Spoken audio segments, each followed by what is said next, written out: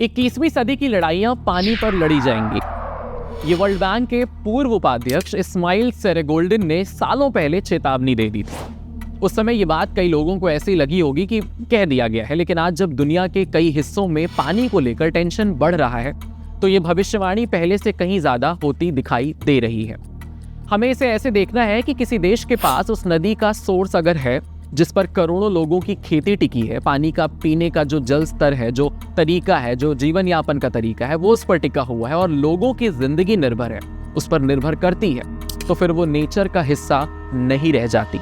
यही सवाल आज भारत और चीन के बीच बह रही ब्रह्मपुत्र नदी को लेकर उठ रहा है।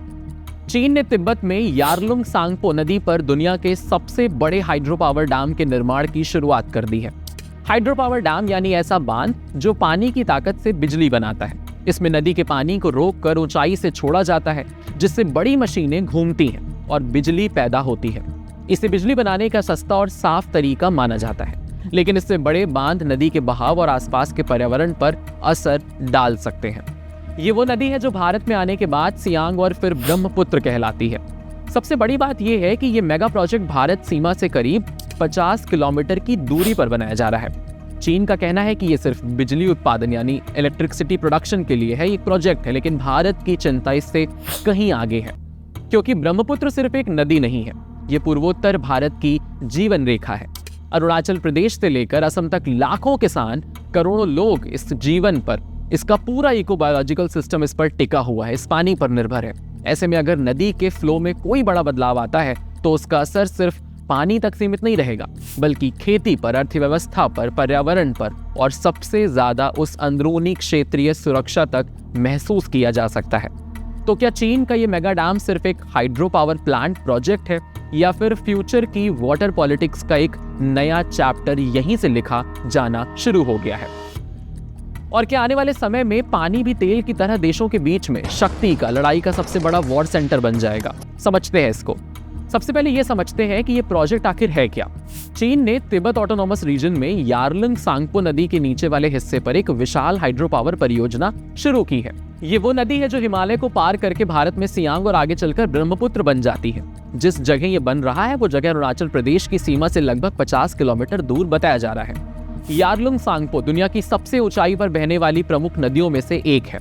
अब सबसे बड़ा सवाल यह है कि भारत पर इसका असर कितना बड़ा हो सकता है, क्योंकि सवाल यही है कि क्या चीन वाकई में भारत का पानी रोक सकता है? तो इसका जवाब ये है कि ये इतना आसान नहीं है। ब्रह्मपुत्र केवल चीन के पानी पर निर्भर नहीं है, क्योंकि भारत में प्रवेश करने के बाद इसमें कई दूसरी सहायक नदियां हैं, ट्रिब्यूटरीज हैं, जो इसमें शामिल हो जाती हैं। इसीलिए पूरी नदी को रोक देना लगभग असंभव माना जा रहा है। लेकिन लाखों किसान सिंचाई के लिए इस नदी पर निर्भर हैं, जिसमें कुछ और प्रमुख काम है, जैसे मछली पालन हो गया, यहाँ तक कि एक गांव से आने जाने के लिए लोग, स्थानीय जो लोग हैं, वो आजीविका के लिए भी और ट्रांसपोर्टेशन के तौर पर भी इसे इस्तेमाल करते हैं। अब भारत के लिए इसका रेलेवेंस कितना है और जवाबी रणनीति क्या हो सकती है, ये समझना बेहद जरूरी है और एक गंभीर विषय है। अब सवाल ये उठता है कि क्या भारत इस स्थिति से निपटने के लिए तैयार है, कर क्या रहा है? तो भारत लंबे समय से चीन से सीमा पार बहने वाली नदियों पर पारदर्शिता और डेटा साझा करने की मांग करता रहा है। नई दिल्ली हमेशा से ये चाहती है कि किसी भी बड़े जल प्रोजेक्ट की जानकारी समय रहते साझा की जाए, खासकर मानसून और बाढ़ के मौसम में। उस वक्त जल स्तर डेटा बेहद जरूरी होता है, क्योंकि इतने लोग यहाँ रह रहे हैं, उनका जीवन इस पर टिका हुआ है, उनके घर द्वार यहाँ पर है, तो उनका जीवन यापन इसी पे चल रहा है। और ये बात भी समझना बेहद जरूरी है कि भारत ने पूर्वोत्तर राज्यों में नदी की निगरानी के नेटवर्क को मजबूत करना शुरू कर दिया है। सैटेलाइट इमेजरी हो, रिमोट सेंसिंग हो, मॉडर्न तकनीकों के जरिए नदी के वाटर लेवल और फ्लो पर भी लगातार नजर रखी जा रही है। बाढ़ से बचने के आयाम को भी मजबूत किया जा रहा है, ताकि किसी भी इमरजेंसी में तेजी से रिस्पॉन्ड किया जा सके।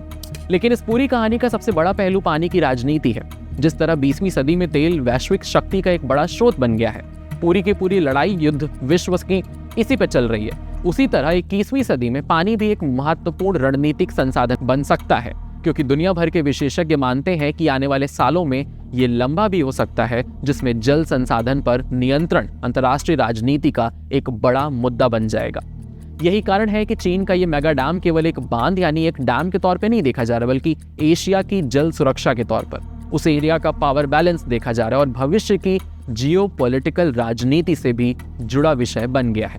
फिलहाल चीन का अपना कहना है कि उसका केवल ऊर्जा उत्पादन का मतलब है वहां से, लेकिन इससे किसी देश को नुकसान नहीं होगा, जैसा कि वो कह रहा है। लेकिन भारत सतर्क है, और क्योंकि हम हमारे पड़ोसी को बेहतर तरीके से जानते हैं, क्योंकि जब बात करोड़ों लोगों की जल सुरक्षा पर आती है, कृषि पर आती है, पर्यावरण पर आती है और आजीविका की हो, तब किसी भी जोखिम को नजरअंदाज नहीं किया जा सकता। सवाल सिर्फ इतना नहीं है कि चीन कितना बड़ा बांध बना रहा है, असली सवाल ये है कि क्या भविष्य में पानी भी उतना ही शक्तिशाली रणनीतिक हथियार बन सकता है जितना आज विश्व राजनीति में तेल बन गया है।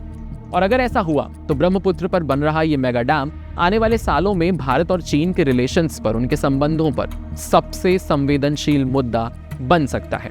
इस खबर पर आप क्या सोचते हैं, कमेंट सेक्शन में हमें जरूर बताइएगा। आपके साथ मैं हूं वात्सल्य सारथी का सौदन, कैमरे के पीछे मेरे साथ है मोहम्मद अली। ऐसे ही अमेजिंग एक्सप्लेनर्स देखने के लिए कड़क के यूट्यूब चैनल को सब्सक्राइब करिए, फॉलो करिए इंस्टाग्राम के पेज को और देखते रहिए कड़क।